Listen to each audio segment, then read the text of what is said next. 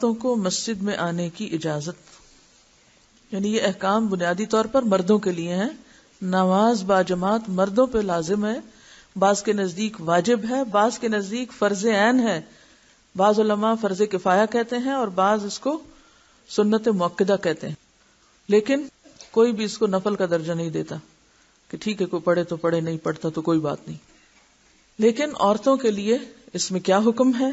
رسول اللہ صلی اللہ علیہ وسلم نے فرمایا، جب تمہاری عورت مسجد کی طرف جانے کی اجازت مانگے تو اسے ہرگز منع نہ کرو. یعنی عورتوں کے لیے نہ فرض ہے، نہ سنت ہے، نہ نفل ہے. لیکن اگر کوئی عورت اللہ کے گھر میں آنے کی اجازت مانگے تو اللہ کا گھر اس پہ بند نہ کیا جائے، شوہر اس کو روکے مت. حضرت ابن عمر رضی اللہ عنہ سے روایت ہے کہ نبی اکرم صلی اللہ علیہ وسلم نے فرمایا، تم اپنی عورتوں کو مسجد میں آنے سے منع نہ کرو اگرچہ ان کے گھر ان کے لیے بہتر ہیں.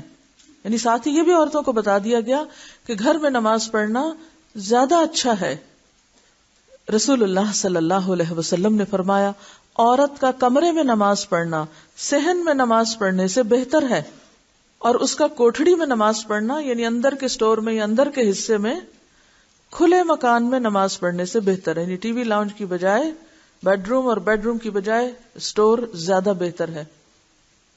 عورتوں کو خوشبو لگا کر مسجد جانے کی ممانعت ہے، یعنی اگر وہ جائے رخصت ہے، اجازت ہے، لیکن پھر وہ زیب و زینت کے ساتھ نہ جائے. مراد یہ ہے کہ جن حدود کا اللہ نے پاس رکھنے کا حکم دیا ان حدود کی پابندی کے ساتھ وہ مسجد جائے. اب آپ دیکھیے کہ اگر پسندیدہ گھر ہے اور گھر کا بھی اگلا حصہ ہے تو پھر یہ رخصت کیا معنی رکھتی ہے، یہ اجازت کیا معنی رکھتی ہے. تو اس میں یاد رکھیے کہ بعض حالات ایسے ہوتے ہیں یا بعض ایکسیپشنل صورتیں ایسی ہوتی ہیں کہ جس میں مسجد جانا گھر سے بہتر ہو جاتا ہے. استثنائی صورتیں، مثلا مسجد الحرام جہاں ایک نماز کتنے نماز کے برابر ہے؟ 1,00,000 نماز کے برابر. مسجد نبوی 1000. اسی طرح مسجد اقصی. اب آپ دیکھیے، اب آپ یہاں سے مکہ تو چلے جائیں اور ہوٹل میں نماز پڑھ لیں لیکن مسجد نہ جائیں، تو جو لوگ کہتے ہیں نا نہیں ہوٹل میں ہی پڑھ لیں یا جو جگہ بھی انہوں نے لی وہاں پڑھ لیں، تو بات یہ ہے کہ ہوٹل بہتر ہے یا مسجد بہتر ہے. اگر دو میں آپ کمپیریزن کریں تو ہوٹل اور مسجد میں کریں نا، وہاں آپ کا اپنا گھر تھوڑی ہے. تو وہاں جا کر بھی ہوٹل میں پڑھنے سے بہتر کیا ہے پھر اب مسجد. دوسری بات، رمضان کا موقع ہے. اب آپ کو قرآن حفظ نہیں، آپ کے محلے میں آپ کے قریب ویسینٹی میں ایسی مسجد ہے جہاں اہتمام ہے، اور یہ بھی آپ کو معلوم ہے کہ جب بہت سارے لوگ اکٹھے ہو کے نماز پڑھتے ہیں تو اس کے اپنے فائدے بھی ہیں. تو اگر کبھی عورت اپنے گھر کی ذمہ داریوں سے فارغ ہے اور وہ وہاں جا کر پڑھنا چاہتی ہے نماز تو پڑھ سکتی ہے. تیسری چیز، بعض ایسے ممالک ہیں جہاں گھروں میں مسجد سے اذان کی کوئی آواز نہیں آتی، جہاں کا پورا ماحول ایک غیر اسلامی ماحول ہے. وہاں آپ کو مسلمانوں کی اجتماعیت بھی کہیں نہیں ملتی. وہ کوئی مسلمان کہیں رہتا، کوئی کہیں رہتا، کوئی کہیں رہتا، کوئی قریب مسجد نہیں.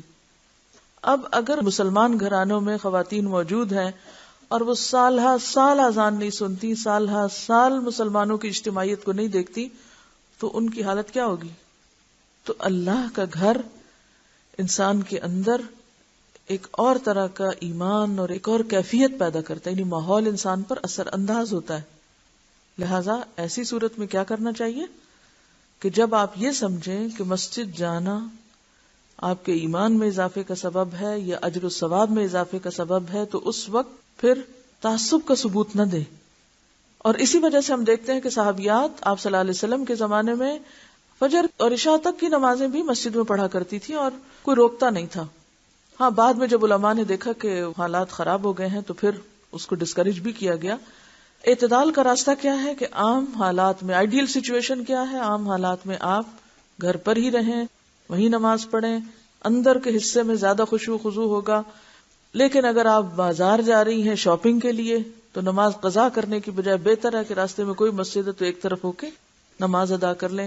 یا آپ حج عمرے پر ہیں یا اور اسی طرح کے خاص مواقع ہیں، جیسے عید کا موقع ہے، جیسے رمضان کی تراویح کا موقع ہے، تو اس موقع پر آپ اجتماعی عبادت میں بھی شریک ہو سکتے ہیں. یہ رخصت اسی لیے رکھی گئی ہے.